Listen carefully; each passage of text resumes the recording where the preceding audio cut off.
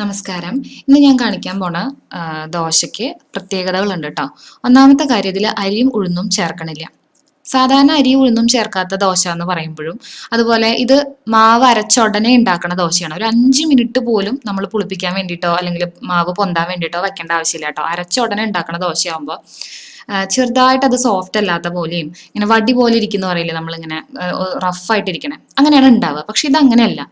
ഇത് നല്ല സോഫ്റ്റ് ആയിട്ടുള്ള തിന്നായിട്ടുള്ള സ്വാദുള്ള ദോശയാണ്. അരിയും ഉഴുന്നും ഇല്ലാത്തത് കൊണ്ട് തന്നെ വണ്ണം കുറയ്ക്കാൻ ആഗ്രഹിക്കുന്ന ആൾക്കാർക്ക് ഇത് ട്രൈ ചെയ്ത് നോക്കാവുന്നതാണ്. വെയിറ്റ് ലോസിന് വേണ്ടിയിട്ട് ബ്രേക്ക്ഫാസ്റ്റ് ആയിട്ടും നമുക്ക് വേണമെങ്കിൽ ഡിന്നർ ആയിട്ടും 2 നേരം ഈ അരി കട്ട് ചെയ്തിട്ട് ഇത് ട്രൈ ചെയ്ത് നോക്കിയാൽ പെട്ടെന്ന് തന്നെ വ്യത്യാസം ഉണ്ടാവും ട്ടോ. അതുപോലെ ഷുഗർ പേഷ്യൻസിന് അതായത് ഡയബറ്റിക്സ് ഉള്ള ആൾക്കാർക്കും അരിയും ഉഴുന്നും ഇല്ലാത്തതുകൊണ്ട് തന്നെ ഇത് നല്ലൊരു ഓപ്ഷനാണ്. ഇതിന്റെ കൂടെ കൂട്ടി കഴിക്കണത് എന്താ വെച്ചാലേ മുളക് വറുത്തതാണ്, പച്ചമുളക്. നമ്മൾ ചിലപ്പോൾ വറ്റൽമുളക് ഇതുപോലെ വറുത്തിട്ട് പപ്പടവും കൂട്ടി ചാലിച്ചിട്ട് ഞാൻ ഒരു തവണ കാണിച്ചിട്ടുണ്ടായിരുന്നു. ഇത് അതല്ല, ഇത് പച്ചമുളക്, വെന്ത മുളക്. ആ വെന്ത എണ്ണയിൽ തന്നെ ചാലിക്കണം, വേറെ പച്ച വെളിച്ചെണ്ണ എടുക്കരുത്. ആ വെന്ത എണ്ണയിൽ തന്നെ കുറച്ച് ഉപ്പും കൂട്ടി ചാലിച്ചിട്ട് ദോശയുടെയും ഇഡ്ലിയുടെയും കൂടെ കഴിക്കാൻ നല്ലതാണ് കേട്ടോ. അരി ഉഴുന്നും ഇല്ലാത്ത ദോശയ്ക്ക് അപ്പൊ എന്തൊക്കെയാ വേണ്ടേ നോക്കാം. 1 ഗ്ലാസ് അളവില് റാഗി, അതേ ഒരു ഗ്ലാസ് തന്നെ ചെറുപയർ, മുഴുവൻ ചെറുപയർ വേണം എടുക്കാൻ. നമ്മൾ ചെറുപയർ പരിപ്പ് എടുക്കരുത്, മുഴുവൻ ചെറുപയർ. അതിന്റെ കൂടെ ഒരു 2 ടീസ്പൂൺ അളവില് ഉലുവ. ഇത്രയും കാര്യങ്ങളാണ് വേണ്ടത്. ഇനി ഇത് കഴുകി എടുക്കുമ്പോൾ പ്രത്യേകം ശ്രദ്ധിക്കേണ്ടത്, ചെറുപയറിൽ ചെറുതായിട്ട് കല്ലുണ്ടാവും, പക്ഷെ റാഗിയിൽ ഒരുപാട് അഴുക്കും മണ്ണും തരിയും ഒക്കെ ഉണ്ടാവും. ഒരു 3-4 തവണ നല്ലോണം തിരുമ്മി തിരുമ്മി കഴുകി നല്ല വെള്ളത്തിൽ കുതിർത്താൻ വെക്കണം.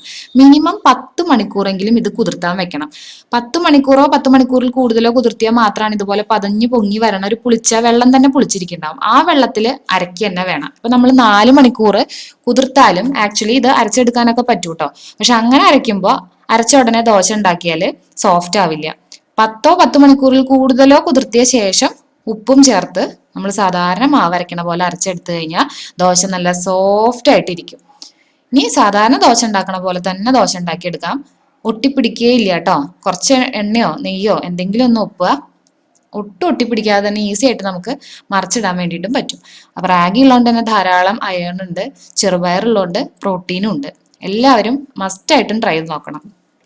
ഞാൻ നേരത്തെ പറഞ്ഞ പോലെ പച്ചമുളകൊന്ന് ചെറുതായിട്ട് കീറിയിട്ട് അതിൽ ഉപ്പ് നിറച്ചിട്ട് നമ്മൾ വറുത്തെടുക്കാറുണ്ട്. അങ്ങനെ വറക്കണത് ചോറിന്റെ കൂടെ കൂട്ടാൻ വേണ്ടിയിട്ടാണ്, പ്രത്യേകിച്ച് തൈരിന്റെ കൂടെ കൂട്ടിയുണ്ടാകാൻ നല്ല സ്വാദാ.